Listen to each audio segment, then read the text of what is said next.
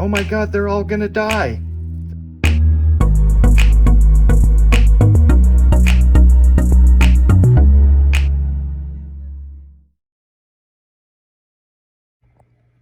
Hello everybody. I decided to make this video because it's a great opportunity to talk about some of the troubleshooting and things that can go wrong in a fish tank, and especially in a smaller fish tank. The smallest changes in small fish tanks can have much larger consequences than in larger fish tanks.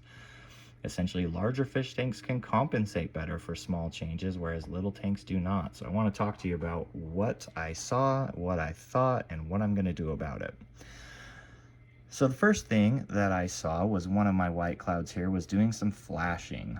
If you're unaware, flashing is when they scrape against rocks or scrape against plants. So it looks like they're, scratching themselves basically. They'll do a little dart and, scrape the whole side of their body there. This is usually an indication of disease, but sometimes they can just be scratching an itch. But when I saw that, usually when you see that, you can think, okay, something's off. If panic mode sits in, you immediately think, oh my gosh, there's a disease, right? There's ick in the water, they're getting a fungus or an infection, something's really wrong. Now, if you're inexperienced, you might think, okay, I'm gonna start dumping medications now because I don't want them to get sick. That's almost never the right thing to do. So the next thing I noticed in my troubleshooting process was the bubbles. You can see there's quite a lot of bubbles gathering here on the top. Now I do have the air stone going in there, so it's not uncommon for bubbles to be there, but if you listen, you can hear it fizzing. So the accumulation of bubbles and the fizzing sound is usually an indicator of ammonia. Now I have had this tank running for over a year. I haven't had to do a water change in it for several months, aside from just, topping off the dehydration. Why would I have an ammonia spike suddenly? Well, I added a few more white clouds 1 week ago. And you can see they are very tiny, right? Like, why would these very tiny fish cause a spike in ammonia? The reason for that is the bacteria that grow in our fish tanks need to eat. So when you have a finite amount of food, there's only going to be a certain amount of them growing and reproducing. So even just adding a handful of tiny fish increase the amount of ammonia output, and we're still waiting for the bacteria to grow to compensate for that. This is the nitrogen cycle. So the next thing I can think to do is, okay, I need to get the ammonia out. The ammonia is bad, right? So I'm going to do a whole water change and get all the ammonia out. You can see from the water test here, that's green. Now when you're using the API master test kit, green is bad. You want this test to come back yellow, right? And you can see it's not terribly green. If you have like a dark green, that's a big problem, right? I also tested my nitrates to see that. Now, if I saw green ammonia and yellow nitrates, that's a problem. That means the system has crashed. There's nothing converting the nitrates or the ammonia, and that's a problem. But in this instance, just a little bit of an ammonia spike. And I definitely need to take care of it because ammonia is toxic for fish and toxic for plants, and that could lead to a whole system crash, right? The ammonia could choke out the nitrifying bacteria, and then I'm starting over at square one. So usually in this type of maintenance, I'm doing a monthly or quarterly water change. I'm going to go through and clean the filter and clean the substrate and do all that. But in this instance, I don't want to do that, right? I want the bacteria that's there to stay there, and I want to give the aquarium a chance to grow more. So even though I saw a fish flashing and freaked out for a second, basically all I need to do is maybe a small 30% water change. We're going to suction out the substrate a little bit and then retest the water and see where we're at.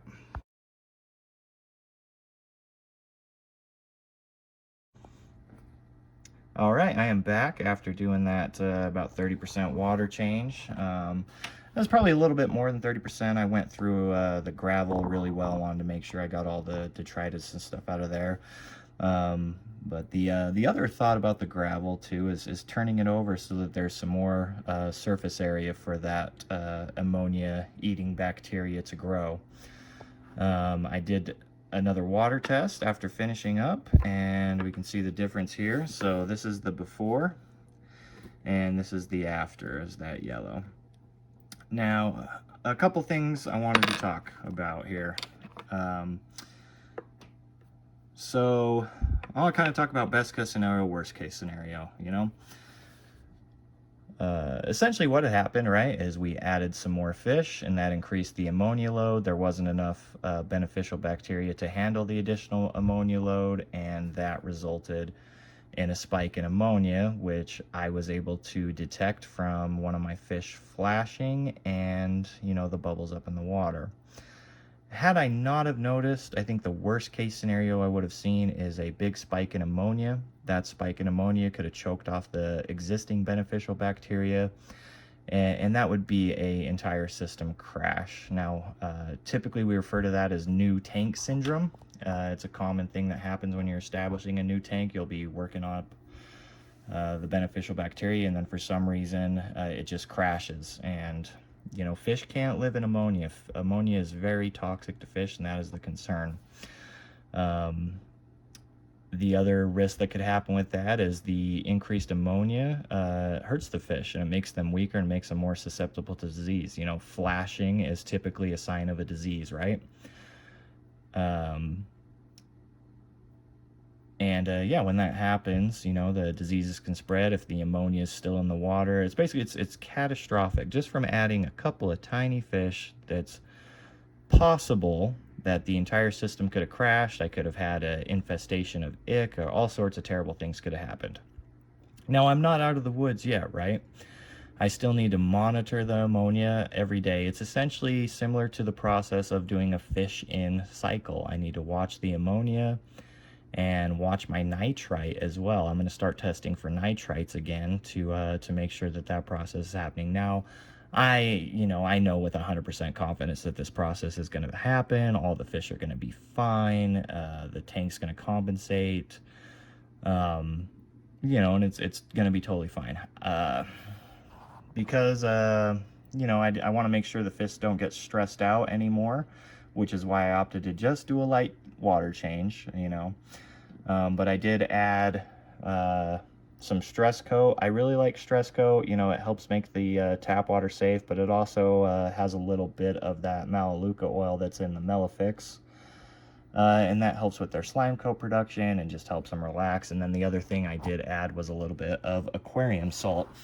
Aquarium salt works similar to how like an IV bag works for humans.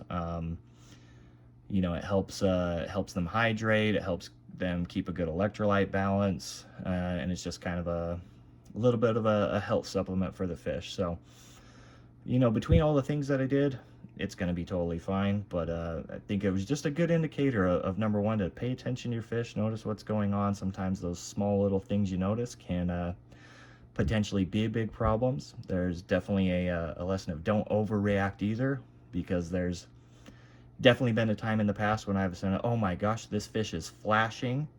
This fish is flashing. This fish has a disease.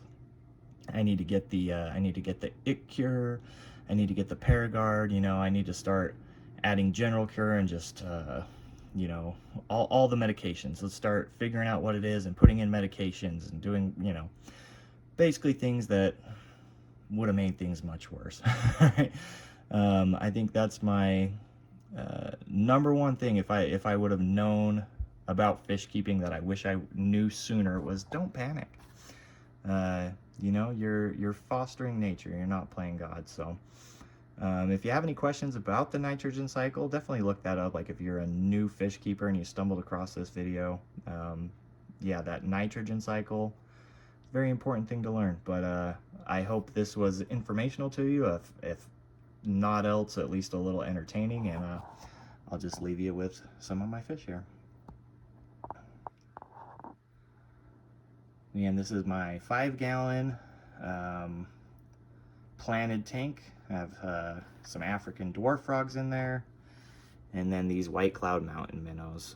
Really fun fish, really easy to breed. Oh, there you go. There's the flash. He just did it against that leaf there. And again, it could be, is he getting an illness? Is he itchy? Maybe the ammonia just irritated his gills, so he's kind of scratching that off a little bit. But like I said, I'm going to keep watching it, and I'm 100% confident that everything is going to go fine with this tank. I don't expect them to get an illness. I don't think the new fish brought in an illness, which I know is going to be on the minds of some of you watching this. I purposefully didn't quarantine because, number one, I trusted the source, and number two, I trust my abilities as a fish keeper. So anything I put in my 75 gallon, that gets quarantined, because treating 75 gallons worth of water for medications is incredibly expensive, whereas treating 5 or 10 gallons of water is much simpler. So but I would point out, especially on a new tank that is less than a year old, and in just in general practice, it's always best to quarantine new fish. I took a risk by not quarantining these new fish, but again, I'm not too worried about it. Now, if these fish do get sick, if anything bad happens, I will post another video and I will, you know, eat my words. But yeah, there you are. I